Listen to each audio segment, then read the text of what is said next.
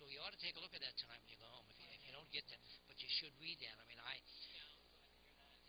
and and for the Mirror to do that. Yeah, I know. That's like. Yes, sir.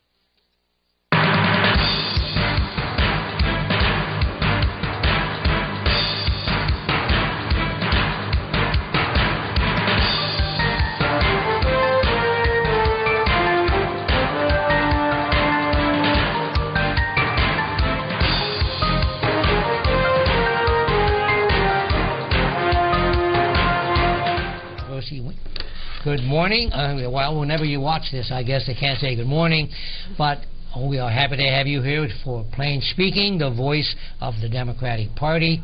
And unfortunately, the voice of the Democratic Party turned into a whisper this past election. But that should give us the resolve to get out there and make it the big roar of 2016, right? Right. We're going to do it. Well, welcome anyway, and we have our stellar panel with us. I'll begin with my far left over turning around, Marsha Hunter, who's been here several times and brings a great deal of foresight and information to the table. And to my immediate left is Tom Patterson, the treasurer of our party, and also another very erudite presenter. And to my closer anti-right is the chairman of the Democratic Party, and obviously a very dedicated Democrat and doing a great job, and Gillian Kratzer. Welcome to the panel. I'm Frank Rosenhoover. As Gillian so nicely put it the last time she introduced me, the chairman emeritus. But nonetheless, it's great to have you. Let's get right into it, because I was not in the area for a couple of weeks, so I didn't suffer the trauma that I'm sure some of my fellow Democrats did, although I was in the country that is suffering from some of the same malaise, and I have, mixed feelings about that whole thing. But nonetheless, where do we go from here? And I know the issue was we didn't get the vote out. I think the national standard, and I didn't check the local election percentages. Did they put it in the Mirror? I have not gotten all the papers. Somewhere around 33 to 37%.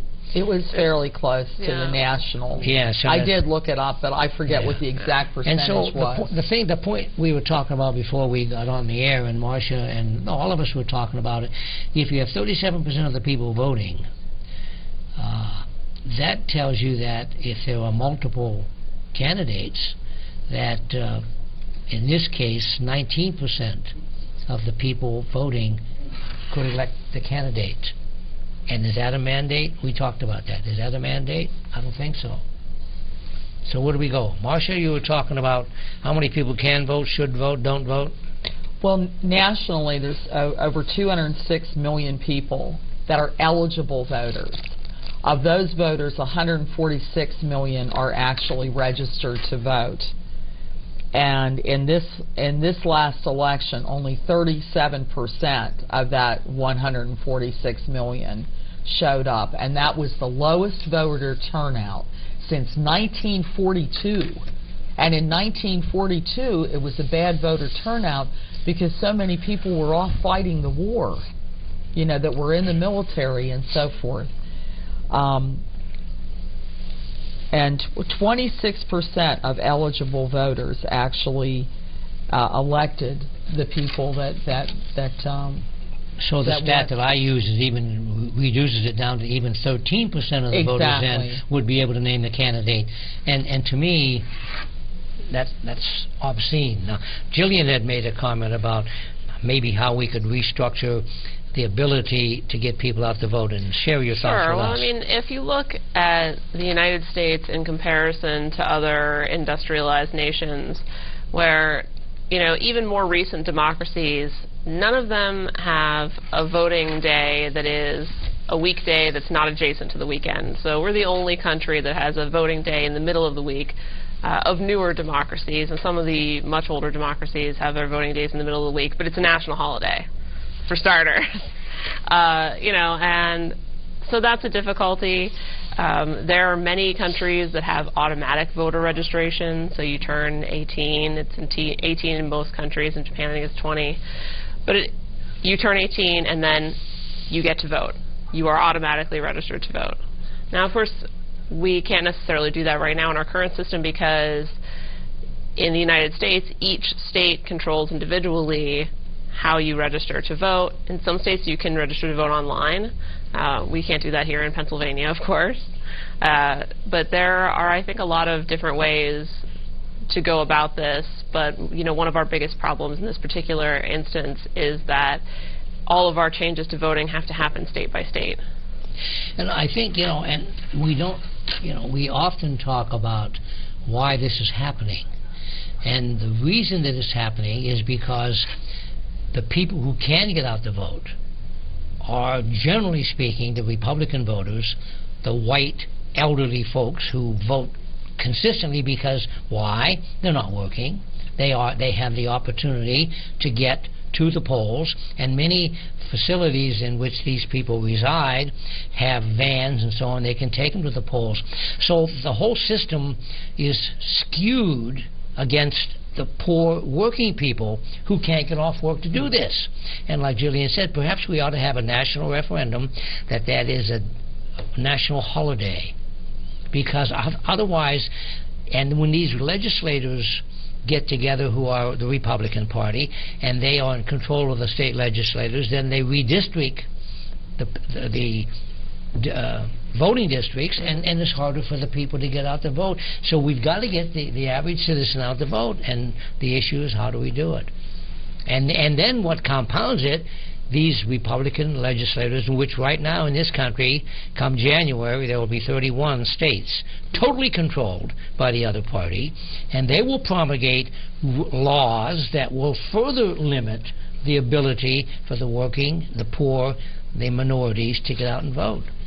So the issue is maybe it's got to be a national effort. I don't know. Tom, one of the other things, and I noticed looking at your note there, one of the other big issues about this whole business of electing people that we need to have in there, we're not electing people anymore. They're just a certain class of people who are buying them.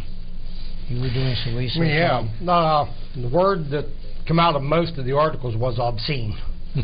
Midterm non-presidential election, they spent overall over $4 billion in a midterm non-presidential election year. Every year, the figures, money just goes up. And it all goes back to Citizens United. And I have the cost from 1998 to 2014.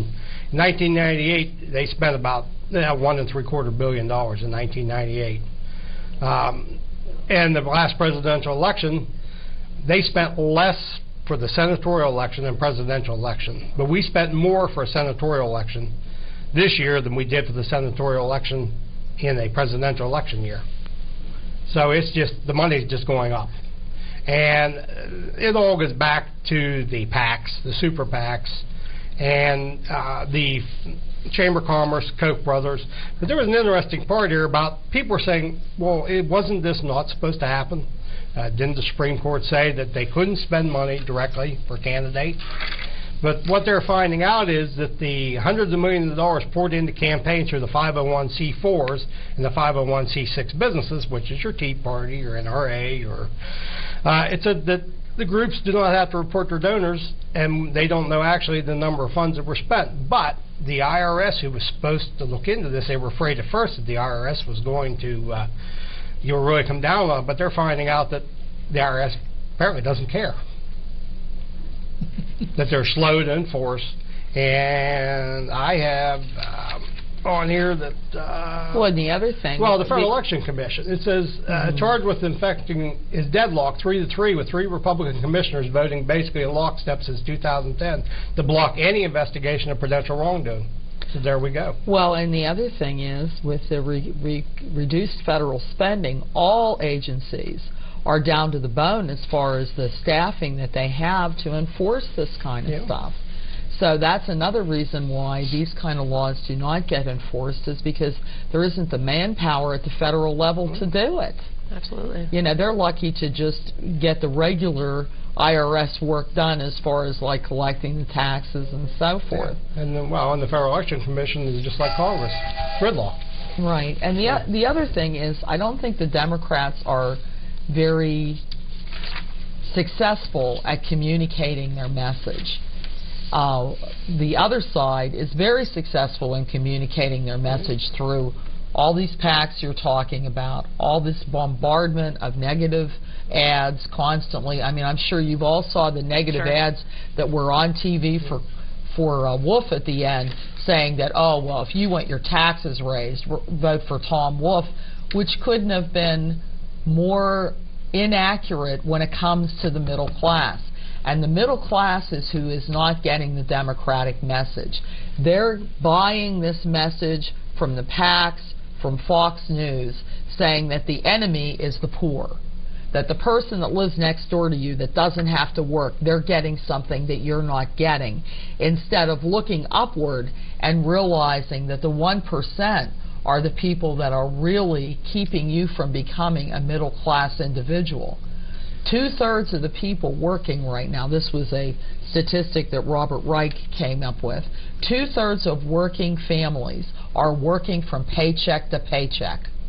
So they get disillusioned with politics, they get mad at people that they feel are getting something for nothing, and they blame the Democrats for that, instead of looking at the tax structure, seeing how corporations like General Electric aren't paying any taxes at all, and that we have a substandard wage system in the country right now, and even though some areas are fighting for increase in the minimum wage, it's not happening.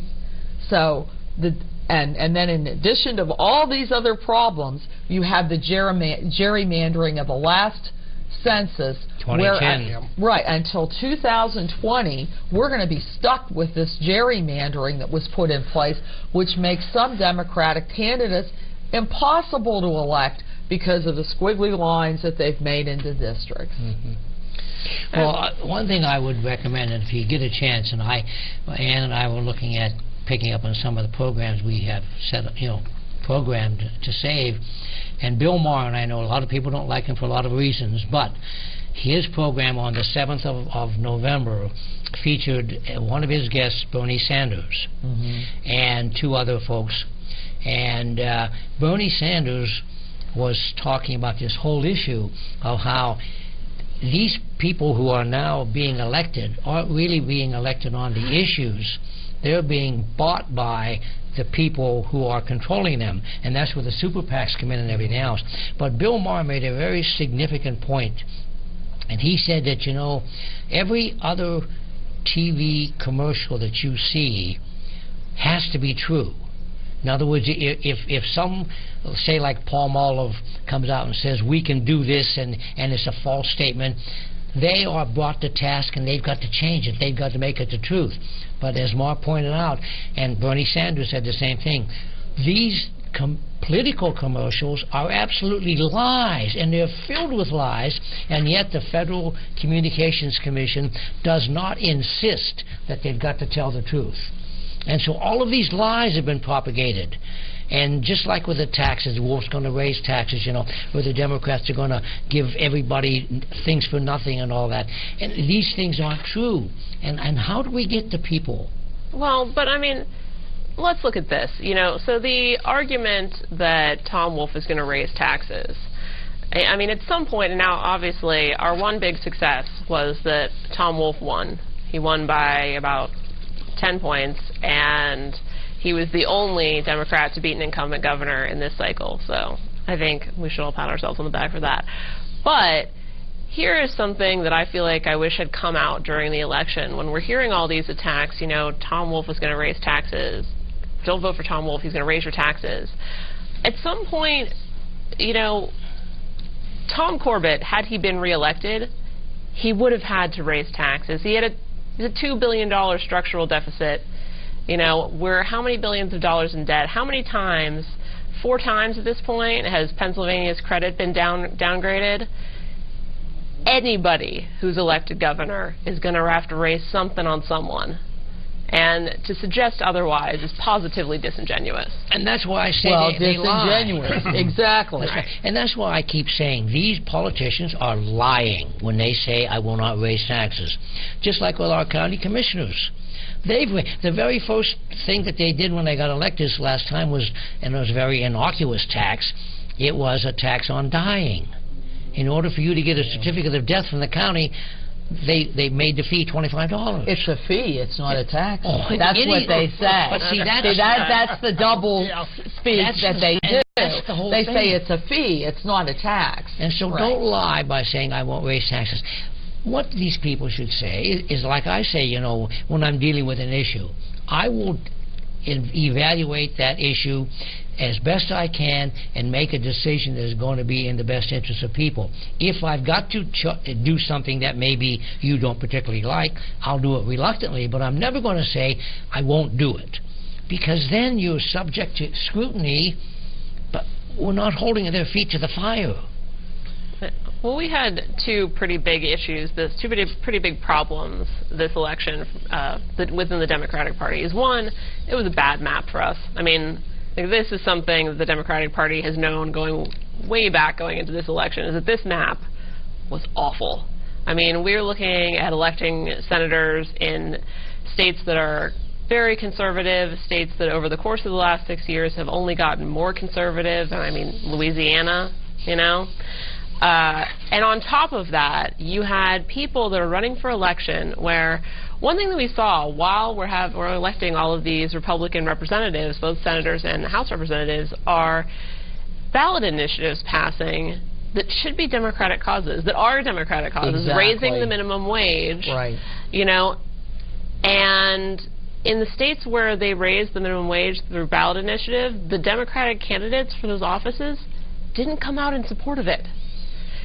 Because why? I don't know. Were they afraid? Were, you know, their donors unhappy with the situation? I can't even say. But I know that that's something that Democrats should be supporting wholeheartedly, vociferously. We should be yelling to the mountaintops that we need a raise in the minimum wage, because you cannot live on the federal minimum wage. You can't. Mm-hmm.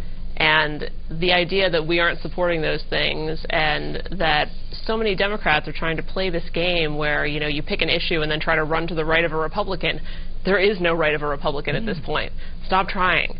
You know, be who you are as a Democrat. And if you can't win on that, fine. I'm willing to accept that. Well, in conjunction with what you were saying, that's what a lot of the pundits said, was in all these states where they had these initiatives that were basically Democrat values that mostly Democrats would vote for, like raising the minimum wage is just an example I'll give. The problem is the other side is so good at giving a negative message that they don't vote for their own economic self-interest. I mean, we've talked about this how many times, that unless you're in the 1% of the population at the very highest income level, unless you're in that group, you shouldn't be voting Republican. You're voting against your own economic interest. But they throw in all these other wedge issues and everything else that have nothing to do with economics, and then you have an initiative like the minimum wage in many states that people are for, but they'll turn around and vote for representatives that are against the minimum wage. Well, and another thing we have to keep in mind, too, and I know this has been beaten to death by a lot of pundits and so on, but how many times did you hear commentary made by these people running in all the states for the U.S. Senate, at whom are they blaming? Obama. Which is the other thing, of course. Right, and they made Obama the person who they tried to scare. If you vote for a Democrat, you're going to get more off. What Obama did, there were 7 different issues that we should have been after, pounding into the heads, like the minimum wage. Mm-hmm. He's the guy that brought it before the Congress, saying $10.10, and everybody was, if you vote for so-and-so, if you vote for Senator Hagan down in North Carolina, you're voting for Barack Obama.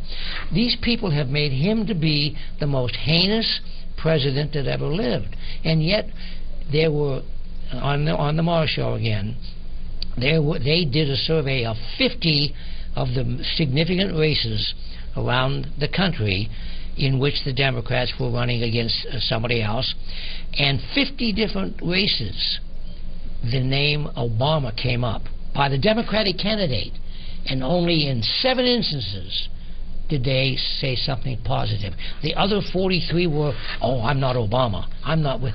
Well, look at Allison Lundergan Grimes, Yes. who wouldn't admit to having voted for Obama. We all know you voted for Obama. You're a Democrat. You voted for Obama. It's fine. All you had to say was, I may not necessarily support the president and everything, but I couldn't in good conscience vote for a man who feels that 47% of the population is, you know, a bunch of takers. See, boom, done. See, therein lies, and I think what we've been trying to get at, and maybe we haven't done a good job, is that voting for those people is the bad alternative. Do you want, and Bernie Sanders said this the other night, last night when I watched it, that he said the only salvation we have in the Democratic Party right now is to closely monitor these next 2 years, particularly nationally, and in Pennsylvania too, now that we have a governor with both parties, with a Republicans in charge of both houses. He said we've got to monitor their positions on Social Security, voting rights, women's rights and everything. And then when it comes 2016, we can say, you voted for these people and yet they are constantly and continually trying to take away your rights? Is this what you want to do? The alternative is further decimation of the rights of the working people. Well, and we've talked about this on this show a million times. The other side has been very, very good at demonizing Obama, even though Obama has been a wonderful president, had killed Osama bin Laden, you know, got us out of the worst, you know, crash since 1929. And jobs. And increased jobs, did all these other things. But the other side has been very good at demonizing him because... And let's face it, the majority of it is the race card. And they're very good at making people afraid. And when people are afraid, they will vote for their fear. Well, that's the whole thing. Yeah. And if you know, and some of us were at a dinner in which this whole book by David Mooney about the conservative brain came out.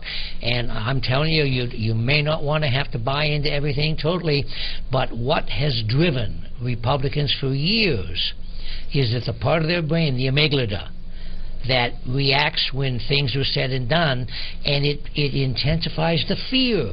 So when you start talking about guns, when you start talking about abortion, when you start talking about climate change, that's a threat to them.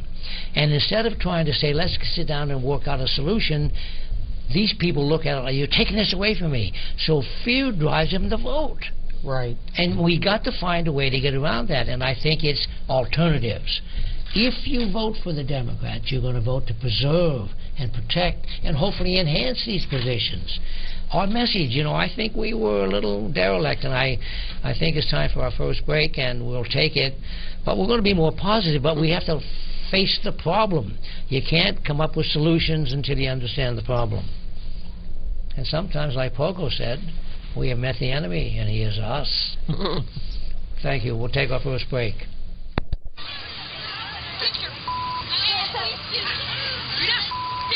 Yes, I am.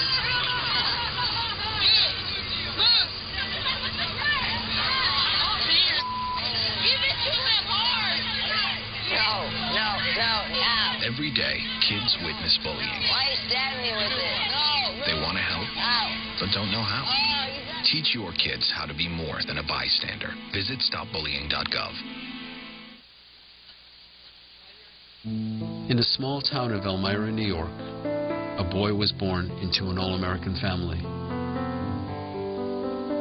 The odds of him achieving his dream in the fashion industry? 1 in 23 million. The odds of having a child diagnosed with autism?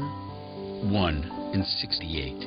I am Tommy Hilfiger, and my family is affected by autism. Learn more at autismspeaks.org/signs.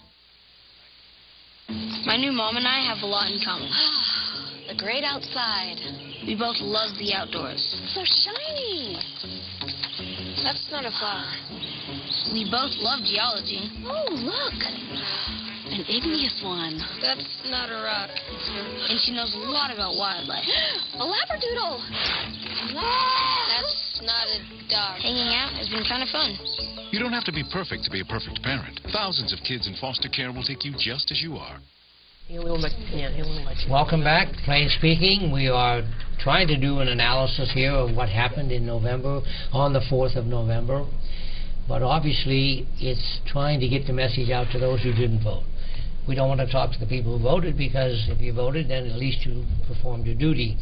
But we've got to find a way to let the people of America and the people of Pennsylvania and the people of Blair County understand that the party that's in power now does not and will not have the interest of the working people as their driving force in service to.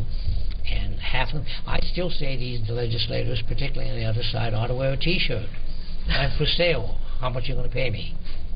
It's just a question of that, and we've heard it time and time and time again.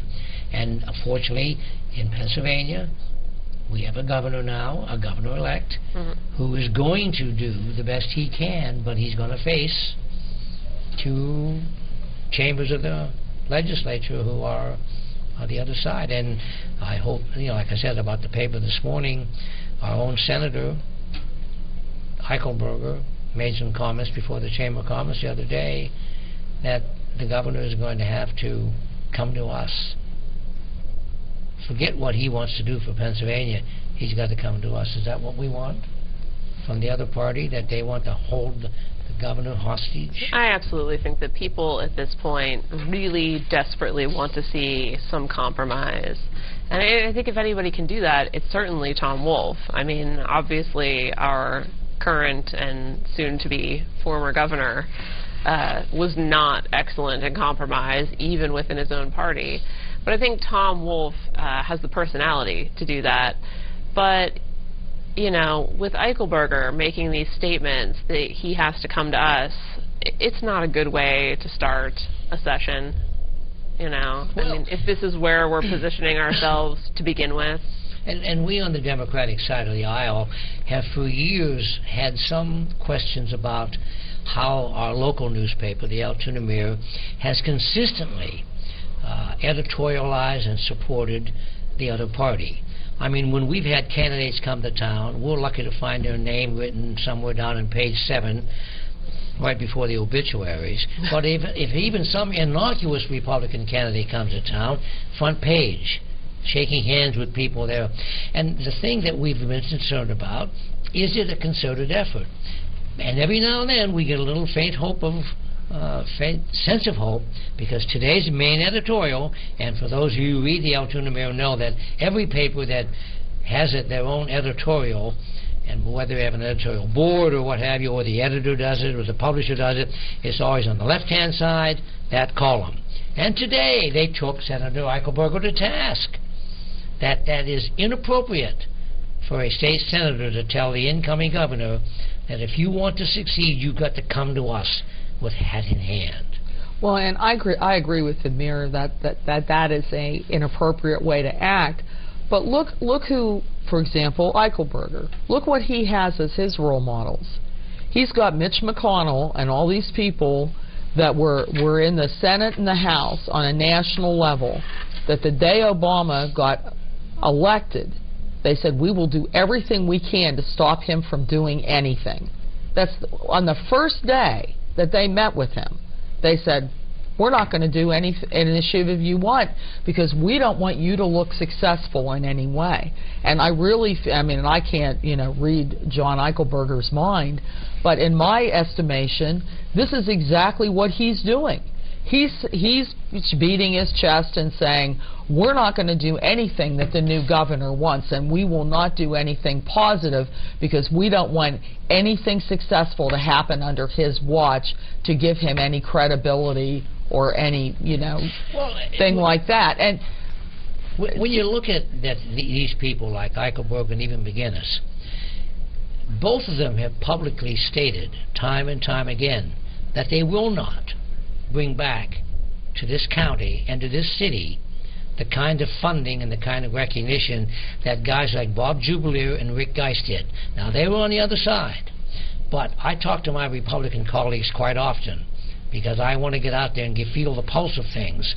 And it is amazing how, when I sit and talk to these folks, how they are less than complimentary, not only about McGinnis's efforts and Eichelberger's efforts, but Schuster's efforts. But yet, when it comes time to exercising the choice that we all had, except for Eichelberger and McGinnis this time, but they don't want to make the choice.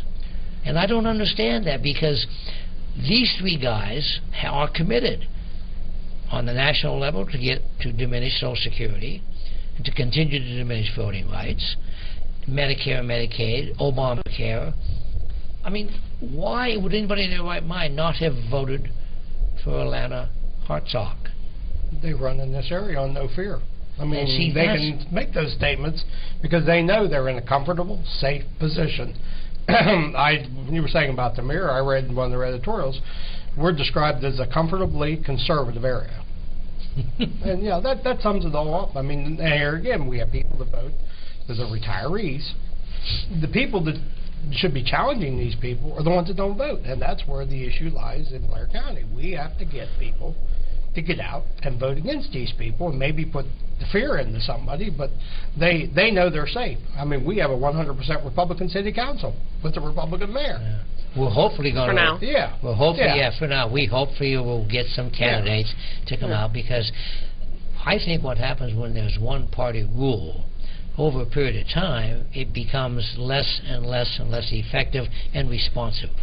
Absolutely. But, I mean, if you look at Eichelberger and McGinnis particularly, they are a brand of politician that we see nowadays whose business is self-fulfilling prophecy. You know, their entire soapbox is that the government doesn't work and can't possibly work, and the entire motivation for, their being in office is to make sure that the government doesn't work and that the government can't work. And imagine what might happen if, instead of electing people who insist that the government can't possibly work, we elected people who thought maybe that the government could possibly work. There are actually even Republicans like that are in office because they believe the government can do something, who don't feel like Eichelberger and McGinnis are productive as members of the legislature. Well, you're right. It's a self-fulfilling prophecy. If you don't believe in government and you don't believe in the efficacy of government, then you run on a platform that we will go to Harrisburg to make sure nothing gets done. And nothing does. So you've done your mandate. It's that sort of a thing, instead of working on the problems in the state. And people feel like they don't want government to do anything, but then when teachers get cut at their school and their classrooms are larger and their kids are not getting quality education because the classrooms are bigger, then they say, well, something needs to be done. Well, what needs to be done is you need to quit electing these people. Well, if you look at it in terms of private business, so if we speak the language of private business, would you hire somebody who came to you and said, I'd like you to hire me because I believe that your business absolutely is awful, and I want to make sure that it stays that way? You'd absolutely laugh that person out of the room, but those are the people that are getting elected. It's absolutely the truth, Gillian. It's absolutely the truth. I mean, I'm continually baffled because, I've threatened to write a book. And I've changed the title a little bit, but my question is ignorance a choice? I mean, if you really know what the issues are, and yet you fail to do something about it, what drives people to do that? You're afraid to get rid of the incumbents? I don't know. I mean, if we tell people, the seniors, if you keep voting for Republicans, they want to diminish Social Security. They want to diminish Medicare, Medicaid. I'm baffled. Well, they count on them turning out. I mean, they count on these people turning out. The ones that will vote for them turn out. It's a cycle. It just comes back to the low-informed voter that either doesn't care or just votes for an R or D just because they've done that all their life. Yeah, I mean, there's no information exchanged anymore. Well, and on a microcosm level locally, and I can't remember the name of the school district for sure, so I won't bring up the name of the school district here in Blair County, towards the southern part of the county. They voted in a school board, all Republicans, all ran on no new taxes, no new revenues. They ended up getting rid of a very beloved music instructor because they didn't have the money to pay for him. And they had a big, brouhaha at the school board meeting, but it didn't matter in the end because they didn't have the money to pay for the guy. This is the kind of stuff that I don't understand how we can communicate to people. If you want good instructors, if you want good education for your kids, if you want your roads not to be nothing but potholes, if you want a strong defense, if you want all these things that almost everybody invariably in a poll will say that they want, well, then you have to pay for them. And that there's a disconnect there that the Republicans have been able to communicate that I just don't understand. Well, they use two words, union and pensions, in their fight against school districts, governments. They say, well, the cost of pensions is through the roof, and the unions won't give. I mean, that's two dirty words in the Republican dictionary, unions and pensions. And I know our own senators and representatives here have brought the pension word up. Absolutely, and also unions. Times, yeah. Eichelberger is one of the prime sponsors of the right-to-work law that they want to pass in Pennsylvania. Now, of course, come January 1, all the bills that we're laying in the hopper now are dead come January 1 because the new cycle, the 2-year cycle. But it's just the whole idea that those issues, if they are not important to someone, I look at the whole issue of representation. If there's an issue before a group of people, and if the people making the decision are all of the same party, then there would be no need to make a decision because you know what it's going to be. The very basic idea of democracy is for two sides of the issue to come together and solve it. But you can't do that. In the Altoona School Board, we fortunately have one Democrat on that board, but the City Council of Altoona, do you think they're going to sit down and talk about expanding the rights of the fire workers or putting more money into the pension plan? No. You've got to have a dialogue. And you can't have a dialogue if you're talking to yourself. And that's what the philosophy of these people is. Well, and I don't think a lot of people understand basic economics. If you have a middle class that gets a decent defined benefit pension, that pension money is being spent in the local area. It's being spent at businesses. It's, the multiplier effect is huge. When you cut a bunch of government jobs and state jobs, it really affects the private sector because then you have a lot of people who are no longer and unions. If you get rid of unions, you get rid of a lot of people who are no longer middle class, therefore no longer spending their money in the local economy. We talked about the minimum wage earlier. Sure. If you raise the minimum wage, the big thing that happens if you raise the minimum wage is not that there's fewer jobs, it's that there's more people with more money to spend in the local economy at the businesses and make the businesses stronger. And making businesses stronger makes more jobs. That's right. And the thing about it, as people increase their earning power, they become more productive. But if you tell a class of people, you ain't ever going to get another raise, how exuberant do you think these people are going to be when they go to work in the morning? Exactly. If you told every teacher the salary you're making this year, or every person who works on the highways, or anybody who works for GE, or anybody, that this salary you're making this year is all you're ever going to get, Jack, do you think for one moment that our economy would continue to be vibrant? Well, here's the craziest thing, though, is that so you will hear people arguing that we can't raise the minimum wage because people need to be more productive. American workers are more productive than they've ever been. Absolutely. And it's time for American workers to get a raise across the board. I mean, we have to stop this. You are squeezing the life out of people who are working hard every day, who are being as productive as American workers have ever been for less and less and less money. Well, and I mentioned that Pew poll the last time we were sitting around this table. It was done within the last year and a half, that 75% 95% of the people going to the polls on November the 4th did not know the issues and probably didn't care. So that's where this whole idea that I raised, is ignorance a choice? It is a choice, because the definition of ignorance is very simple: a lack of education or training. So the whole point is, and you draw the points very well, if they would take the time to take a look at the productivity. If you have more money, you're going to spend it. The economy is going to grow.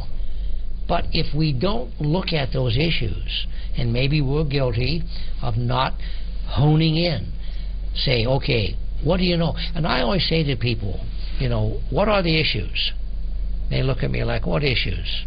Well, when are you going to vote for these people?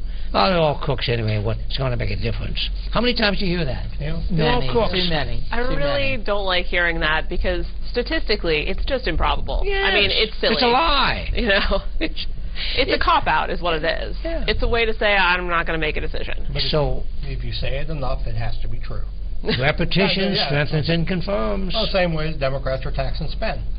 Yeah, Democrats tax and spend, but Republicans creatively finance. Yeah, we Yeah. tax in order But to that's- we tax in order to preserve Yeah. what we Right. have, and hopefully to improve it. Yeah. Like you talk about roads and that.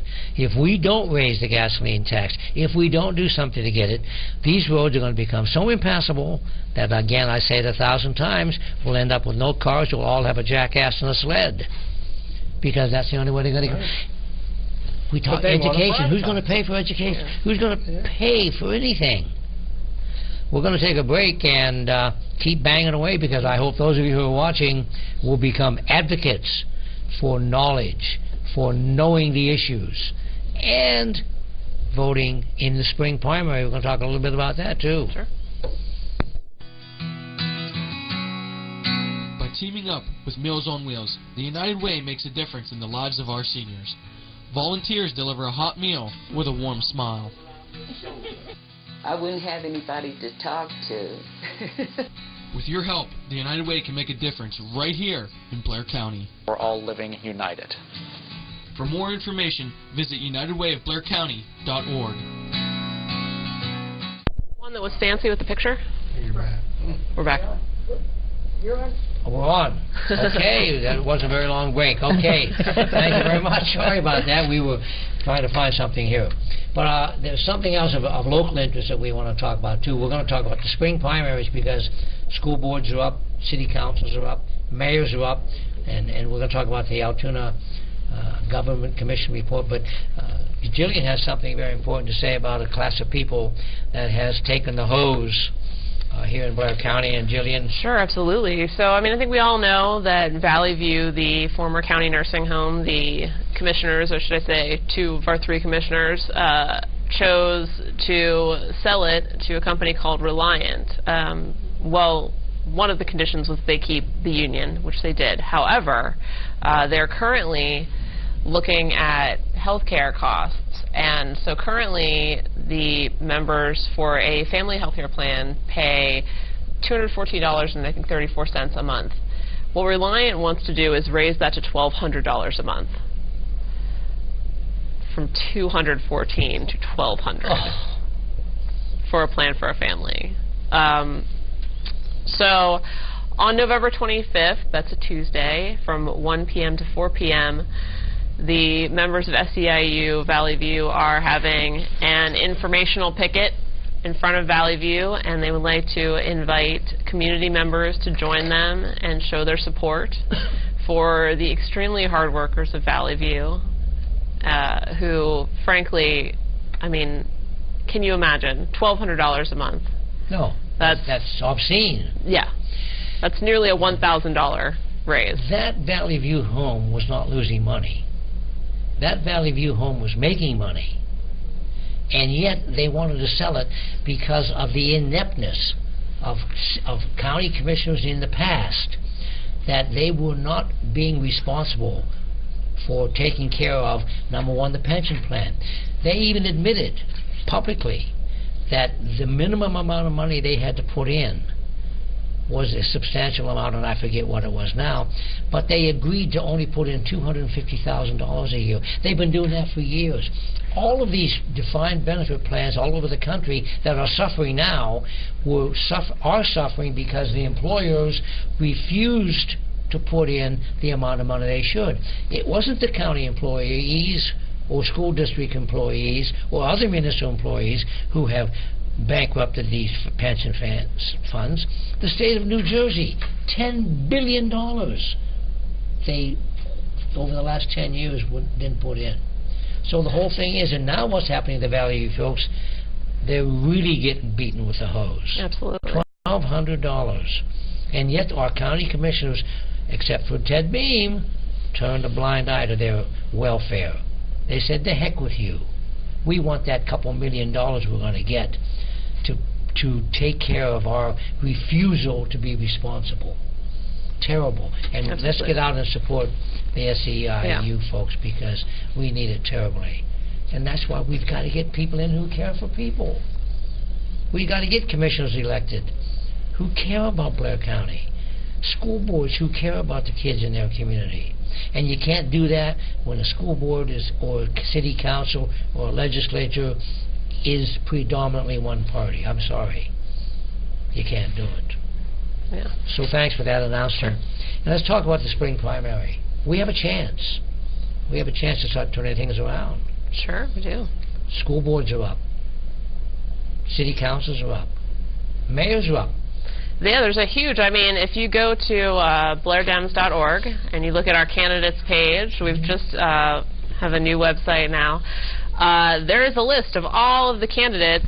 I think I have to add school board members, but for all of the municipalities, and boy, there are a lot of seats up for election. I think, something like that. Oh yeah, it's a huge number because, you know, Pennsylvania, we have the most local governments of any state. So there's a lot of positions to run for, absolutely. But yeah, I mean, because the home rule passed, was it 53%, something like that? Because home rule passed, instead of having 3 council members up for election next year, we will have our new professional mayor election. So we will be electing this new mayor who will be paid a professional salary and get to have an office and, you know, actually do things. And expense accounts. And then we will also be electing 2 council members. So 3 council members will be at the end of their term, but only 2 council seats will be up for election. And then we'll be electing a mayor. That's right. Now, obviously, we've heard a lot of names being bandied around. Sure. And has there anybody on the Democratic side come out officially yet that you know It's a little early, yeah. It's a little early. But we want to encourage people to run. Now, I've heard a lot of names, and in fact, I understand the current mayor is considering running. That's what I've heard. And that should be interesting, because they want a person who is experienced Absolutely. in representing a municipal body before the legislature, both in Harrisburg and Washington. Somebody that can go to lobby on our behalf. Right, and someone who's had the experience in doing that. Now, as we look at that, we want to find a person who has education, training, particularly in the public sector. Because you can't, I'm sorry, I think from the standpoint of representing a municipal government, if you know nothing about it, right, how can you possibly go make a case, you know, before a legislator? Yeah. And that's what this whole idea of this government change report is. We want a professional mayor who can represent the city of Altoona. Right. But we also want good candidates for city council, school boards. Yes.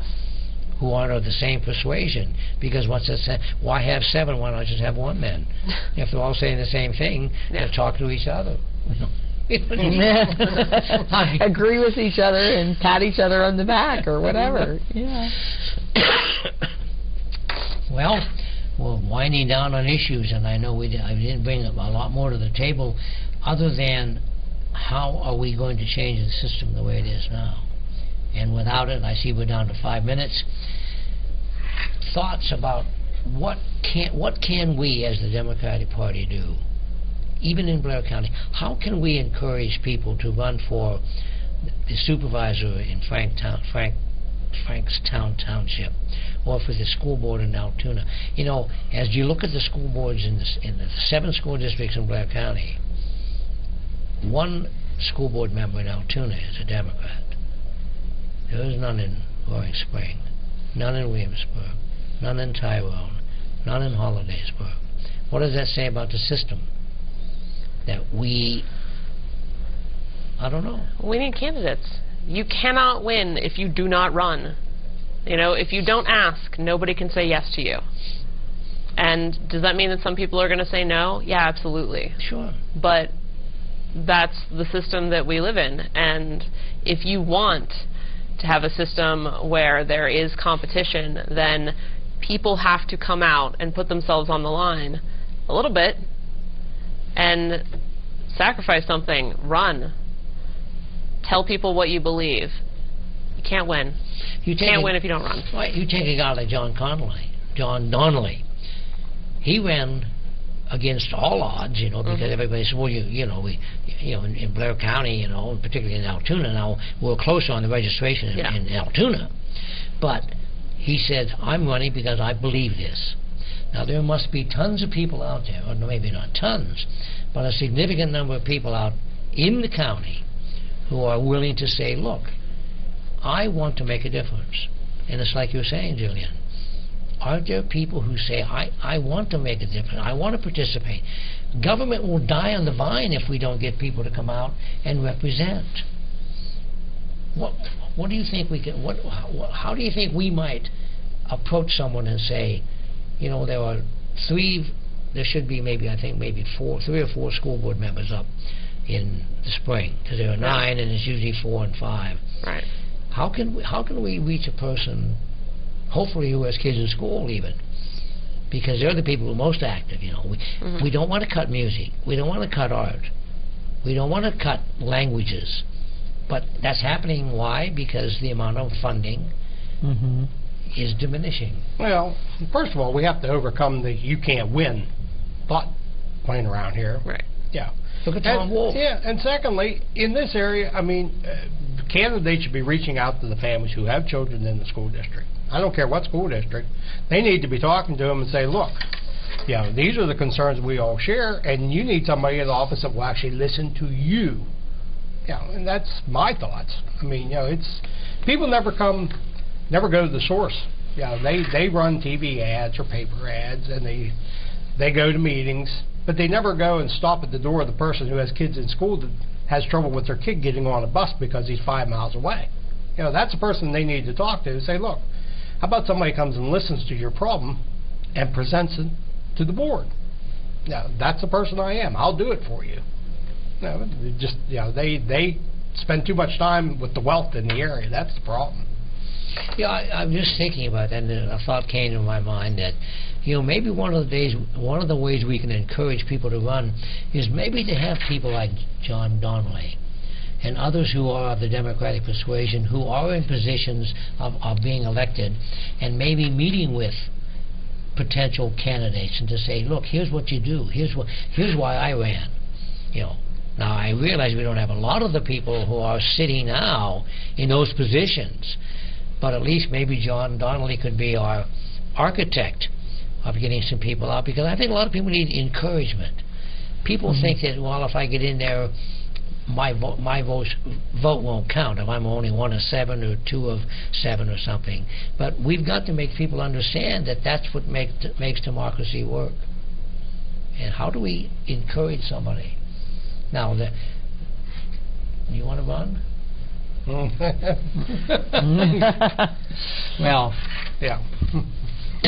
It's just difficult because I think there's a lot of people that would be really good candidates, and there's a lot of apathy, and there is a lot of this feeling of inefficacy that no matter what I do, it's not going to matter anyway.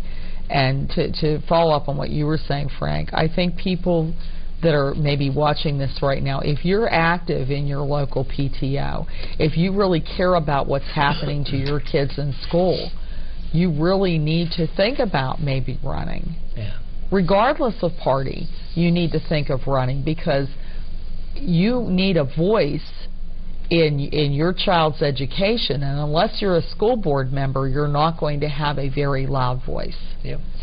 One example that I think is good to show what one person can try to do against all the odds, and that is our president. President Obama tonight is going to tell the American people what he's going to do in order to fix the immigration system. Now, here's a guy who has been fighting with the Congress right now, because in the House they're the ones who set the standards for funding, and they're already threatening to cut monies for immigration if he goes ahead and makes these executive orders. But here's a president who's willing to say to the American people, for the last 6 years I've been fighting for these issues, and they have not come to pass. I therefore am going to do something that I am firmly convinced and advised is going to be legal. I will, and executive orders were given by Bush himself, even G.W. Bush, and the father, on the whole idea of immigration. There was a big article in the news the other day. Well, and we've been through this before. Everybody thinks that Obama is shredding the Constitution because he's using executive orders. He has used fewer executive orders than any preceding president in the modern era since LBJ. Right, and particularly on the Republican side. George Bush had 324. Exactly. And Obama's probably had about 150 or 170. 180, 150. And no one was talking about Bush shredding the Constitution. No. And can we just say regarding immigration that President Obama not real far away from George W. Bush on immigration? Absolutely. In fact, he's been the president who has actually sent more people home than George Bush ever did. And the only problem is it's his idea now. Yeah. That's the only problem with the entire thing. And now he's going to be designated as the person who's, violating the Constitution and the rights of people. Well, these people have had the opportunity. The Senate passed an immigration bill that Boehner and the people in power in the House have even refused to bring to the floor. And how about the number of women we have? Did you see Rachel Maddow the other night? And it was on the news again today. Of the 20 committees that both houses have that run the government, on the Republican side there's one woman. In Pennsylvania, 19 stalwart men in the national government, all men running these departments. And yet, the women of America, where's their voice at the ballot box? When your own legislature deems that only one woman can serve as a committee chair in the state of Pennsylvania or in the national government, doesn't that tell a woman something?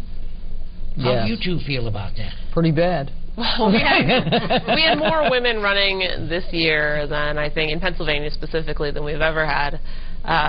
The number of women in Congress and the Senate is finally over 100. Yay. But, we have to do better. Pennsylvania has only 17% of the seats in Pennsylvania's legislature are women. I may have to recheck that. It might be slightly different now. But right around 17%. 8 women in the Pennsylvania Senate in this past session. 8. 37 in the Pennsylvania House. We need more. And once again, you cannot win if you do not run. Right. And we certainly have to demand why, with women making up half the population of this country at least, and elections now they're getting on, why is only one woman in all of the governmental positions of authority being designated? That tells you something. We're almost out of time. We want the folks who are listening and watching to understand that we can make a difference, but we can't make a difference unless we have candidates who will take the responsibility and people who will get out and vote. So we'll be back again sometime in the near future. Thank you for watching, and remember, vote Democratic, because even though we haven't won a lot of elections, we still represent you, and it's going to be a little harder to do, but we're not going to quit. We will represent you, and vote Democratic to save your own soul. Thank you.